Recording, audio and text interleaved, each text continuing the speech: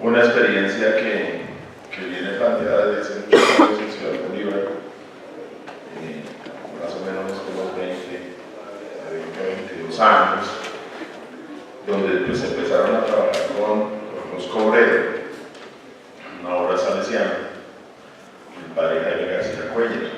Allí se empezaron a fraguar todas estas cosas y en el camino de trabajar primero con los victimarios, nosotros hicimos parte de un equipo de formación humana ciudadana en el Centro Juan Bosco Obrero con los desvinculados del conflicto armado en el periodo de Álvaro Uribe durante unos 5 años. Atendimos como alrededor de unos 5.000 desmovilizados y allí empezamos a encontrar con esas voces y esos relatos del conflicto. Y era una preocupación por las personas que me acompañan, pues escuchar otras voces, y las voces pues eran de las víctimas, un poco victimarios y víctimas, como dice María Teresa Uribe, y esa otra gran resto de la sociedad que parece expectante frente a los actores primeros victimarios y los otros actores que son las víctimas. Así surge Caminos y Generación de Paz. En la primera parte voy a describirles rápidamente qué es eso del colectivo Caminos y Generación de Paz. En nuestra comunidad, el colegio donde yo trabajo, pues más o menos ese es el comportamiento de las familias víctimas que hacen parte de la comunidad. Entonces, no voy a detener mucho ahí mirando, pero ustedes pueden observar el número creciente de familias en condición de desplazamiento y de familias víctimas. Entonces, pues algo hay que hacer. Entonces, los maestros empezamos a pensar pues, que esta población hay que intervenir la actividad de las experiencias. Entonces, Caminos de Paz, y esto es una presentación de Reconfigurar el Futuro, pues intenta hacer un colectivo donde hacen presencia los niños, las niñas, los jóvenes, sus padres, sus madres, sus familias, y producto de alianzas con la Universidad Distrital y con la Universidad Pedagógica, pues han venido aportando a esto de construir una experiencia pedagógica. Otros nos han dicho, y ustedes verificaban a mirar, así rápidamente, unos pantallazos de la producción académica que hemos realizado. Algunos lo denominan como la construcción de un modelo. Yo me aparto un poquitico de esa aproximación, porque pues eso diría o pensaría que sería como algo que adquiere la forma inmóvil de un modelo, y resulta que no. Aquí estamos siendo y estamos mirando en ese vaivén del pasado y el presente del conflicto armado en nuestro país. ¿Qué nos mueve? A nosotros nos mueve pues construir sujetos de derechos, pero los derechos como esos actos de reclamación de las personas frente a todas las dimensiones de lo humano. Es decir, no solamente escuchar sus voces, sino tratar de descifrar, visibilizando pues todas las dimensiones que tenemos las personas, y particularmente los afectados por el conflicto. Entonces intentamos con acciones transformar esas cotidianidades y elevarlas pues, a niveles de pensamiento que nos permitan pues, seguir haciendo pedagogía. Y de ahí la cercanía a lo que se establece como las pedagogías de la memoria. Ya más adelante hablaremos de esa tensión. ¿Qué encontramos? Entonces, sobre la población víctima, pues se ha escrito mucho. Yo creo que uno encuentra una gran cantidad de estudios donde se sobrediagnostican todas las afectaciones en lo cognitivo, en lo afectivo, en lo social, en los capitales simbólicos y culturales de nuestras víctimas, y allí reside el campo donde hacemos nosotros la intervención. institución. Las acciones que emprende el colectivo en estos 7 años, el colectivo nace en agosto del año 2008, pues se pueden resumir en estas 6 acciones. Hacemos viaje pedagógico. Aquí es fundamental el aporte que en algún momento el colectivo recibió de la Escuela Normal María Montessori. Los pasantes de normalista superior hacían parte del colectivo y pues muchos de ellos hicieron sus trabajos monográficos con base en esta experiencia. Hay un cine club, funciona permanentemente, es el Club El Chasqui, donde los niños y las niñas se han tratado de generar pues, una propuesta de video escolar muy interesante, y algunos han participado en el Festival del Sancocho de Boca al Sancocho, que me parece a mí que es otro espacio que hay que revitalizar en los sectores populares de las comunidades. Los oficios de la memoria, de los cuales pues, Mónica nos ha hablado, y que para nosotros se dirigen como en un espacio fundamental de formación, alrededor de lo que llamamos las maletas de la memoria. Yo al principio le había colocado las mochilas de la memoria, de Mónica me dijo, no, venga, vamos a algo más grande, donde quepa más, donde quepan más objetos. Y esta exposición creo que más o menos en una semana ya está en exposición permanente del Centro de Memoria. Hay una publicación, ahí se han producido algunos textos sobre la experiencia, y en este momento nos encontramos desarrollando un trabajo de soberanía alimentaria y estamos haciendo cultivos con los niños y las niñas en sus casas, más allá de tener pues todas las hortalizas, las legumbres y todo eso. Alrededor de eso pues nosotros encontramos un potencial riquísimo de los relatos de las familias víctimas, porque definitivamente, así como Mónica nos mencionaba sobre, por ejemplo, el proyecto de sabores y saberes, alrededor de lo que se cocina y los relatos que se cuecen alrededor de estas experiencias de familias víctimas, nosotros pensamos que estamos completamente identificados y estamos en la misma línea. Bueno, aquí pues, se menciona así rápidamente pues, algunas de las producciones académicas que nosotros hemos producido en la Normal María Montessori, en la Universidad Distrital, en la Universidad Nacional. Tenemos 2 tesis de maestría, 2 tesis de pregrado, donde hay una particularidad, ¿no? En las comunidades y más nosotros en Ciudad Bolívar constantemente somos acosados por gente que quiere hacer investigación, llega a hacer su investigación, diagnostica, elabora unas hipótesis, desarrolla algunos textos y se va. Nosotros no permitimos eso. Todas estas personas siguen haciendo parte del colectivo y se quedan en el colectivo y siguen aportando al colectivo. Bueno, y aquí viene pues como el quick, por eso la primera parte era así como muy rápida de la descripción de la experiencia, y aquí viene un poco como las reflexiones que nosotros venimos haciendo en esas tensiones que se dan entre trabajar por la memoria o trabajar por la historia.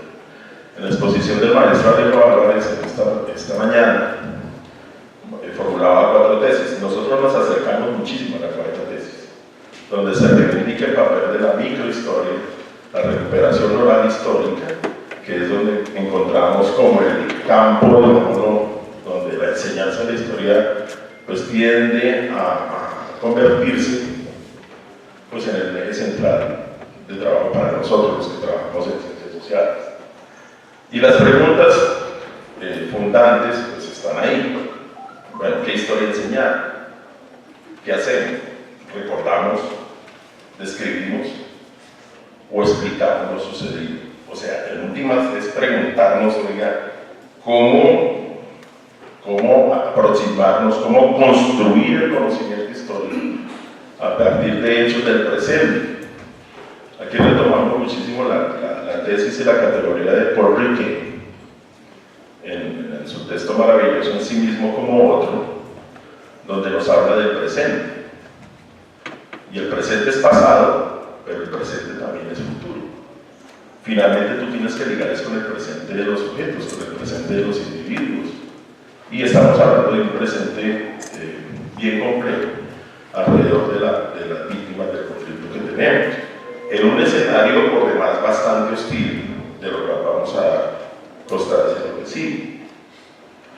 Entonces, nuestro trabajo, llamémoslo así, académico, desde la enseñanza de la historia, tiene que ver con una reconsideración profunda del pasado. Y aquí entonces nos acudimos a los trabajos de Elizabeth Jennings y de Dora Schwarzenegger frente al problema de la recuperación oral. Y ahí es latente que nosotros encontramos una cierta inmovilidad y un cierto enfriamiento en las aulas cuando abordamos el tema de qué enseñar en la historia. Entonces las tendencias que siempre vemos, pegarnos al texto, pegarnos a la exposición, pegarnos a esa formalidad del conocimiento, para nosotros pues simplemente se convierte en un motor creativo. Y los niños y las niñas nos lo expresan así. Por eso es tan importante para nosotros establecer diálogos de saberes intergeneracionales.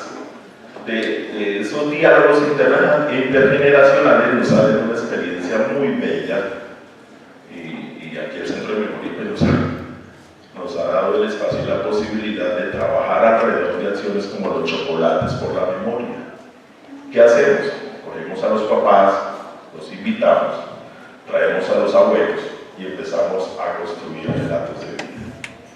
Con todas las inferencias en ya las categorías que hoy se tienen en el campo de las ciencias sociales y concretamente en el campo de pensamiento histórico, que es la última propuesta. De hecho, el Antonio García es un colegio que nace en esa lógica de los famosos colegios públicos por la excelencia, donde la propuesta de campos y ciclos de conocimiento, y particularmente el campo histórico, acude a las categorías ya creo que conocidas por todos, frente a lo narrativo, frente a lo relacional, frente a lo económico, lo político, lo social y lo cultural.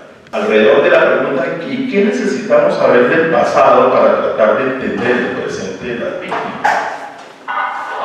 Preguntas que pocas veces, digámoslo así, hacen parte de las discusiones en las reuniones de campo y en las reuniones de los consejos académicos, los colegios. Nosotros hemos logrado de alguna u otra manera posicionar el debate y la discusión sobre esas necesidades de qué es lo que necesitamos saber del pasado.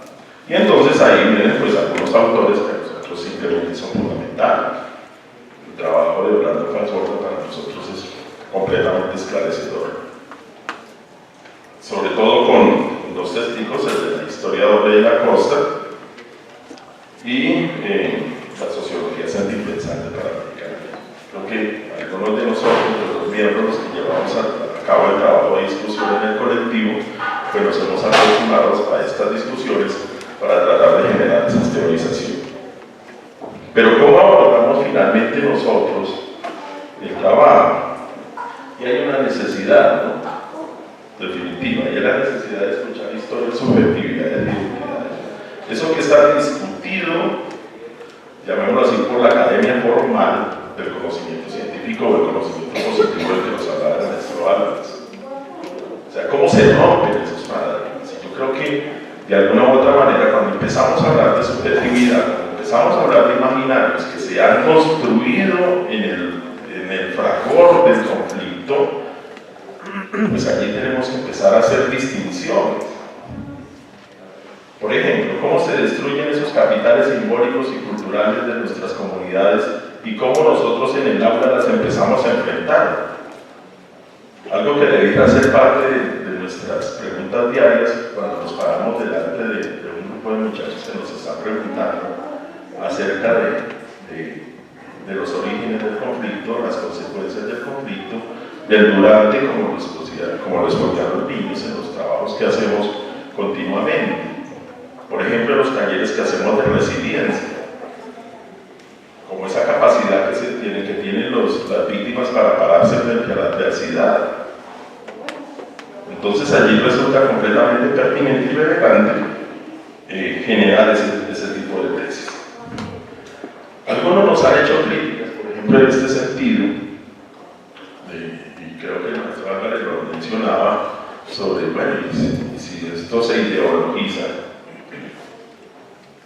si es de izquierda o es de derecha, nosotros tenemos una respuesta llana. Y es que las víctimas que nosotros tenemos en la comunidad son víctimas. ¿Acaso importa un poco de dónde provengan? ¿O es que el hecho de que sean víctimas de los paramilitares o de las fuerzas guerrilleras les generan otro tipo de carácter? Yo creo que allí tenemos las dos orillas y eso de alguna u otra manera nos salva. Aquí vienen otros aportes académicos y pedagógicos que debo señalar en el tema de la ponencia.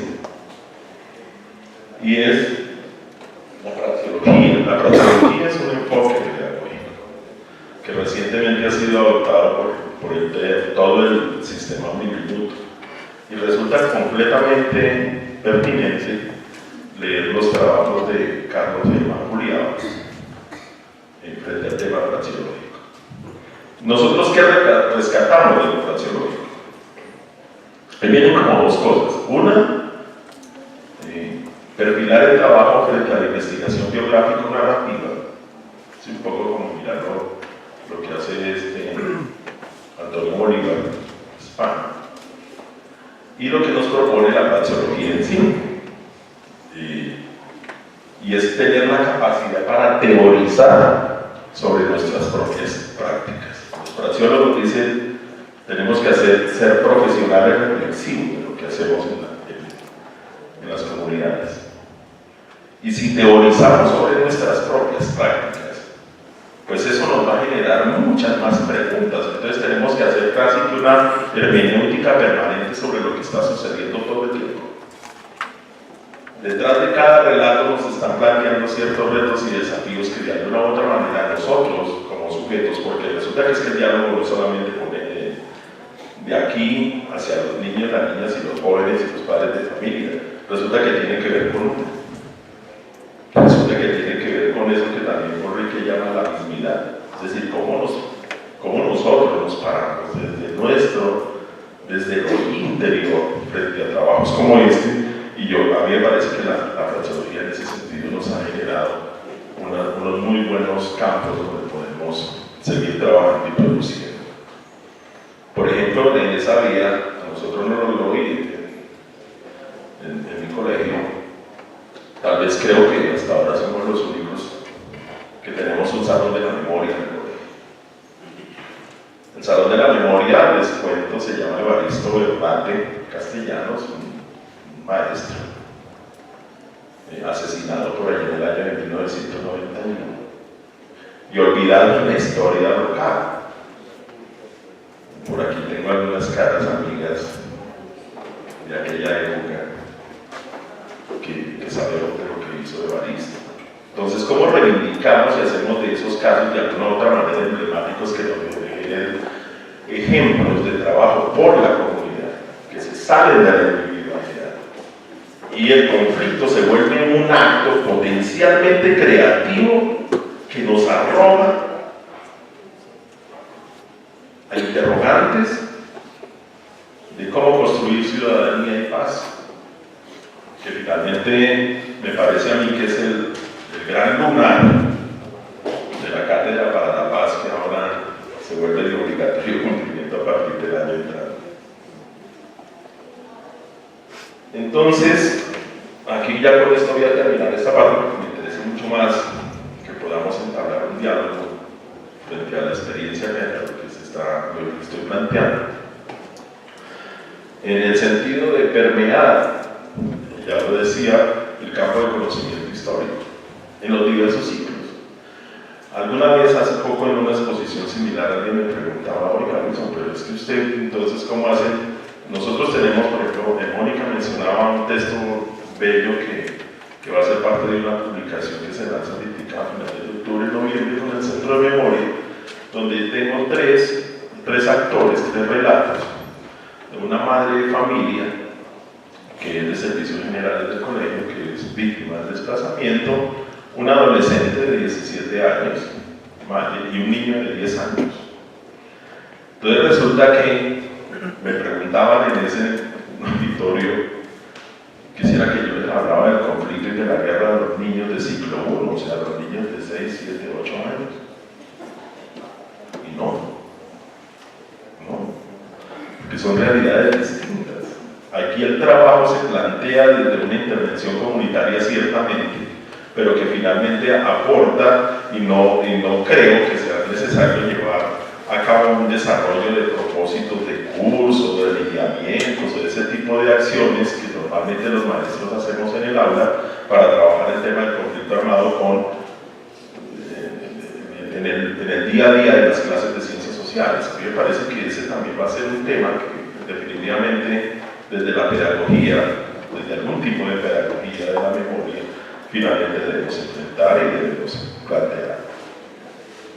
Y bueno, no es vanidad, pero fue la única foto así como rápida que encontré sobre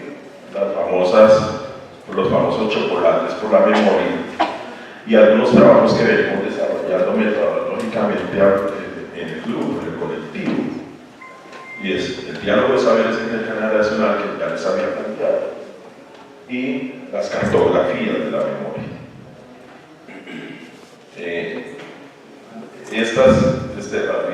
Créanme que a mí me hubiera encantado traer aquí a uno de los niños miembros del colectivo, como ya lo hemos hecho en otros escenarios. Niños de 14 y 15 años que nos hablan de eso que llama Foucault las prácticas de sí.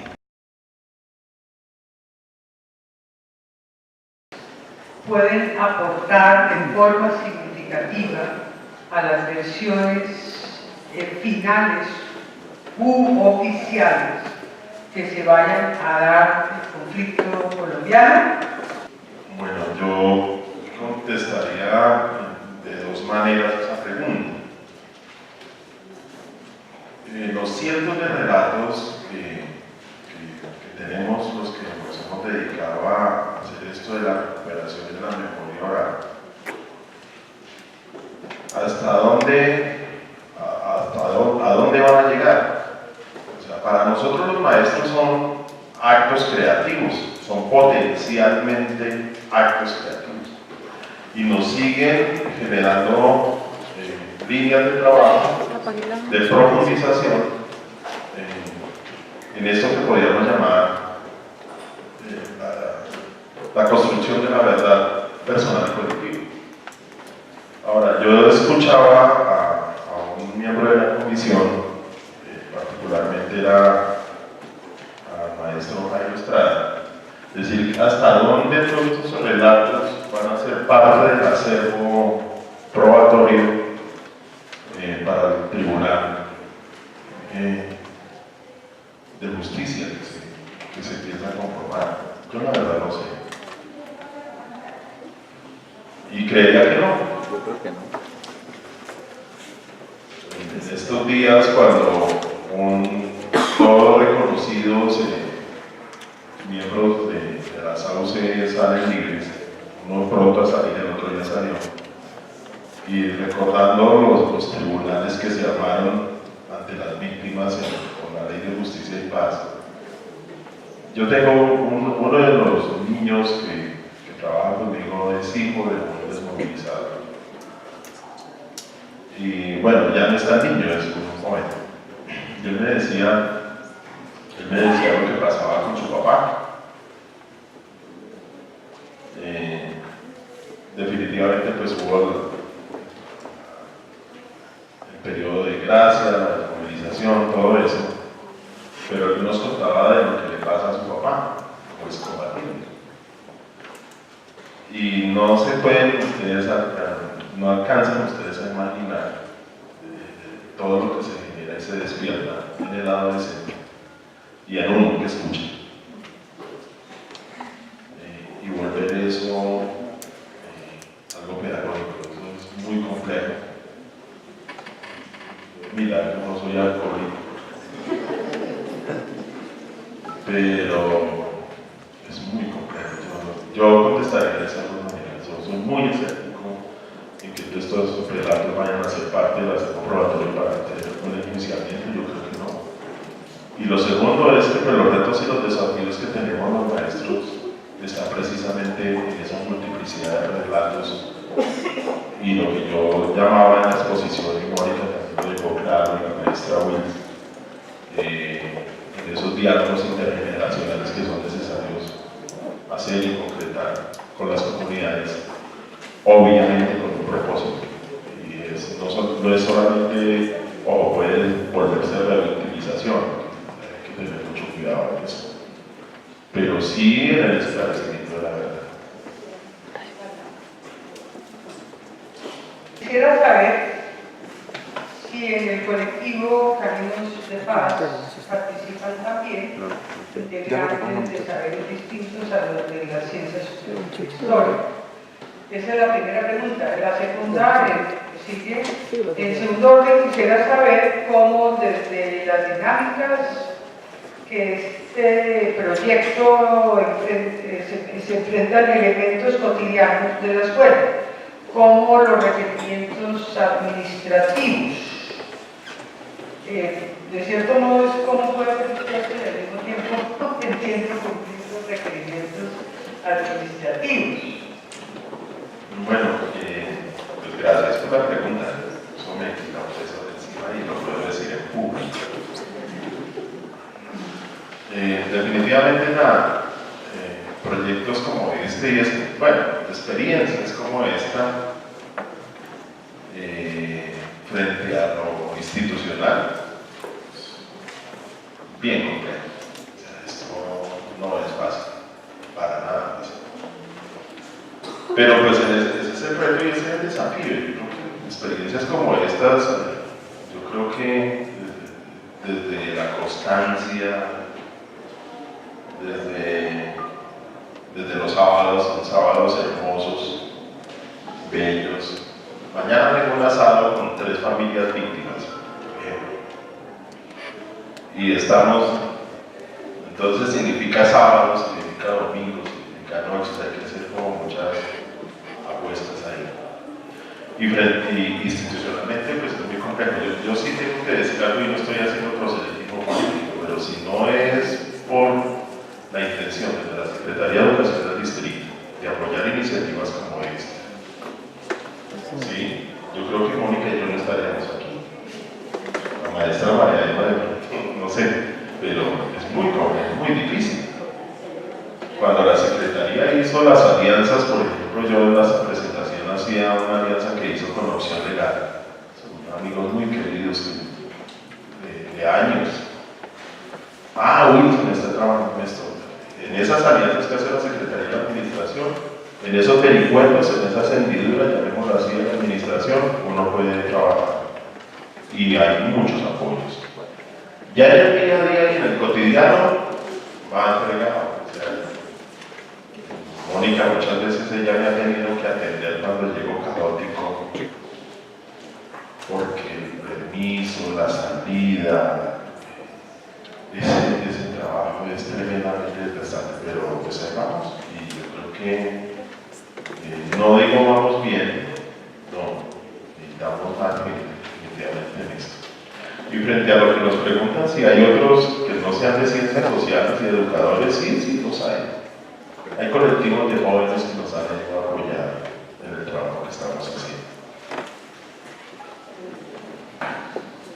Ustedes que han trabajado en la recuperación de la memoria en los colegios y barrios de Bogotá, ¿qué nos sugerirían hacer a quienes enfrentamos críticamente en la provincia la visión oficial que difunden los centros de memoria histórica promovidos por el Ministerio de Cultura, que establecen unos recuerdos aristocratizantes, discriminatorios, estatales y hechos por notables?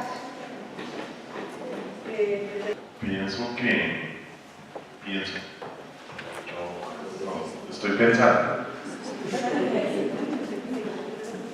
Sí, eso es claro, uno no es lo que está haciendo. Y en los trabajos de la memoria, yo creo que la fuerza narrativa Y estoy hablando de la fuerza narrativa de todos y cada uno de nosotros y de nuestros estudiantes. Yo le digo al compañero maestro que si se quiere meter en esto, hay que entrar en un profundo diálogo consigo mismo sobre cómo está su saber, cómo lo reconoce, en dónde lo coloca en diálogo con el otro y con nosotros. Y yo creo que en esa fuerza del relato, en esa fuerza narrativa, yo creo que se puede dialogar, contraponer, contradecir contra todo aquello que se oponga a eso, incluyendo la institucionalidad. Ahí es donde se genera la contradicción y ahí es donde hay que agudizarla. Pero es en ese reconocimiento de esas memorias que son ancestrales. Alguien me preguntaba que yo por qué hacía esto. Yo crecí en una finca La Primavera, vereda Yayatá, municipio de Silvania, Cundinamarca. Y mis orígenes son campesinos. Y mi familia es campesina. Y cuando yo veo a los niños y a las niñas víctimas que vienen de tantas regiones de Colombia, yo me reconozco en ellos. Y eso no suena como idealizado. No, eso es diario, eso es en el cotidiano vivir. Entonces, yo he tenido, ustedes no se imaginan la cantidad de organizaciones y fundaciones que llegan allá a decirme, oiga, ¿por qué no trabajamos en esto y hemos tratando de usar las comunidades, no sé, pueden ser propósitos muy buenos, pero también pueden existir de los otros. Y en eso uno tiene que tener la claridad de que lo que está haciendo, construyendo esa memoria personal y colectiva, reconociendo los saberes ancestrales de nuestras comunidades, está la fuerza de los hechos. Ahí está.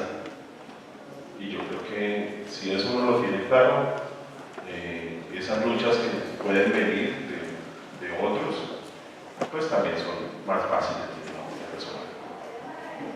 Muchas gracias a ustedes por las preguntas.